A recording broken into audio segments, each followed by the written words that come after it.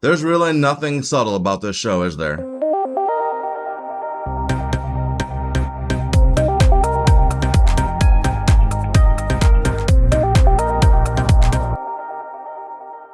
That's a wrap, folks. Season 4 is done. We just had the season finale. There is a lot of stuff that happens in this episode. How does this finale stack up?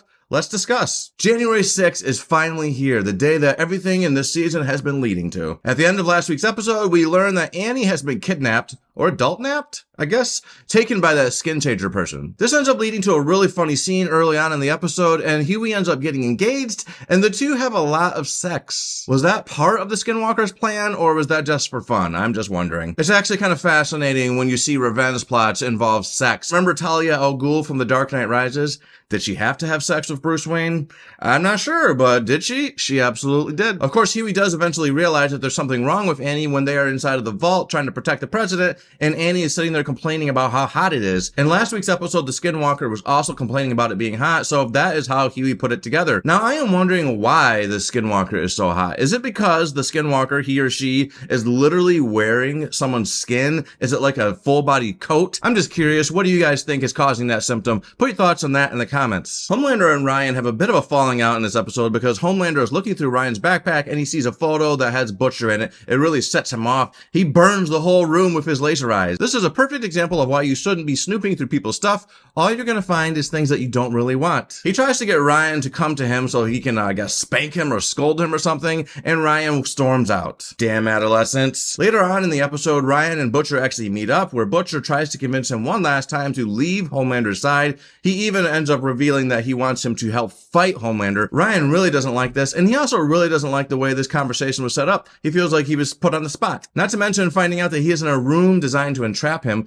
Grace and Butcher really lost some trust right there, which ends up leading to Grace getting her neck snapped because Ryan pushes her ass across the room into a wall. Butcher looks down at her dead body and he is feeling a sense of loss. You can tell he is thinking, all right, this is not going to work. Ryan truly is lost to me, which is one of the reasons I think next season he's going to be off the chains villainous. He always has been a bit of a psycho. He has a very dark side. He's probably not too much better than Homelander in terms of his execution and what he's willing to do to make things work in his favor. Not to mention he uses his chest tentacle creatures to rip Newman in half. That's right, we finally saw exactly what it was that destroyed Ezekiel guy as well. I was a bit surprised that they killed off Newman. I gotta be honest, I thought she was gonna be around a bit longer. So apparently Sister Sage planned all of this stuff that's been happening lately.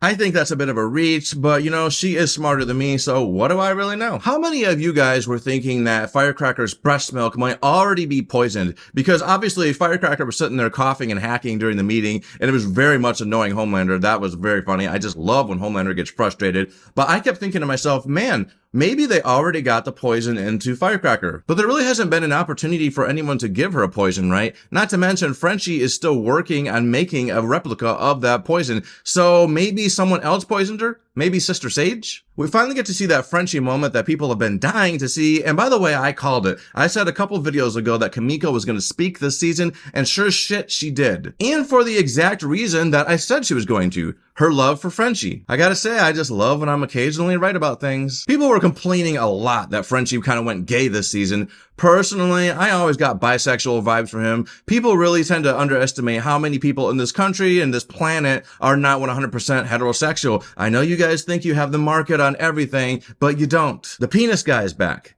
That's right, MM's favorite superhero with the giant dong tapped him on the shoulder right before he was taken into custody. You have to imagine that MM really enjoyed that. I wonder if that guy can make himself have a boner whenever he wants. It seems like that penis of his is just super controllable. All the boys end up getting captured in the end of this episode. It's part of Homelander's new plan to basically control the world. He's after anyone that he thinks could possibly challenge him. Starlight does get away. You could say that she abandoned Huey, but I think that she knew there was no winning that situation, so she's gonna stay a rescue for next season. That's what I'm predicting. Did you guys see that end credits teaser? It showed Soldier Boy sitting in a tank. Homelander's looking down at him. He could easily kill him right there, but I have a feeling Soldier Boy is going to have some kind of impact on next season. Also, we do get to see a couple of Gen V characters yet again. Their role is super small, but it is interesting to see that they are acknowledging that universe. Maybe next season we'll get to see even more of these guys. I thought this was a very excellent finale to a very mixed season. There was a rocky start to the season. It did end up getting getting better, and I will end up making a full season review at a later date. But in terms of this finale, I thought this was an excellent finale. I think it really sets things up for the last season.